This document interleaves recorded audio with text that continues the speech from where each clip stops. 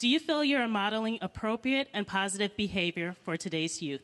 You might as well ask a horse to fix a merry-go-round. I mean, he'll try his best, but mostly he's just gonna get horrified. You brag that you have sexually assaulted women. Do you understand that? Whatever you want to do, you little punk-ass little bitch. Trump says the campaign has changed him. When did that happen? What do you think, I know everything about everything? It's just awfully good that someone with the temperament of Donald Trump is not in charge of the law in our country. Your opinion means very little to me. Secretary Clinton.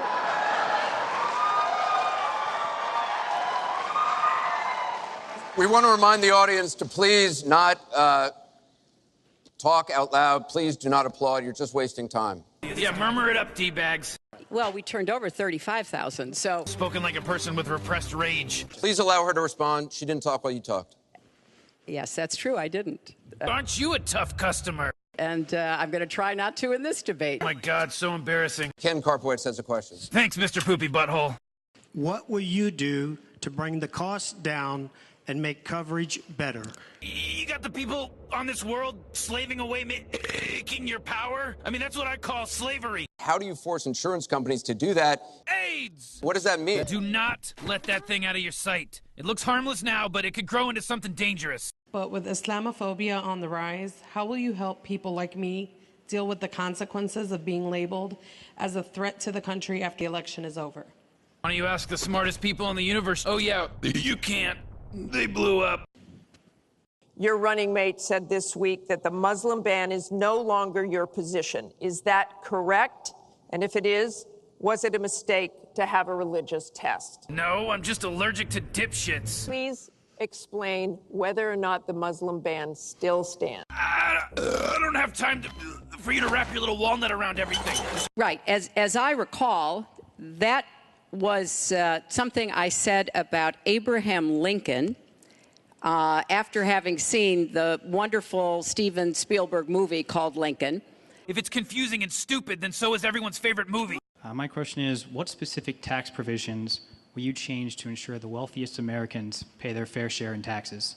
I say we try hiding. Did you use that $916 million loss to avoid paying personal federal income taxes? The answer is yes. You just have to be a genius. Can you say how many years you have avoided paying personal federal income tax? Look, I'm not used to being this unsure for this long. Isn't it a lot like the Holocaust when the U.S. waited too long before we helped? What about the reality where Hitler cured cancer? The answer is don't think about it. The United States of America should be prepared to use military force to strike the military targets of the Assad regime. Ooh, boy. Looks like you guys have been checking out alternate lives and realizing you don't have it as good, huh? That's too bad. We just discovered a show called Ball Fondlers. I mean, I don't want to rub it in or anything, but you guys clearly backed the wrong conceptual horse. There are sometimes reasons the military does that. It'll be really easy to rape us after that. If you don't vote for me, I still want to be your president. I'd say, given what we've been through, that I was right the whole time, and any epiphanies about gender politics were a projection of your feminine insecurity. In the days after the first debate, you sent out a series of tweets from 3 a.m. to 5 a.m., including one that told people to check out a sex tape. Is that the discipline of good? Oh, come on. Don't look at another man's portal gun history. We all go to weird places. Secretary Clinton, does Mr. Trump have the discipline to be a good leader? No. I don't give a fuck what you think, Jerry. What would you prioritize as the most important aspect of selecting a Supreme Court justice? Think for yourselves. Don't be sheep.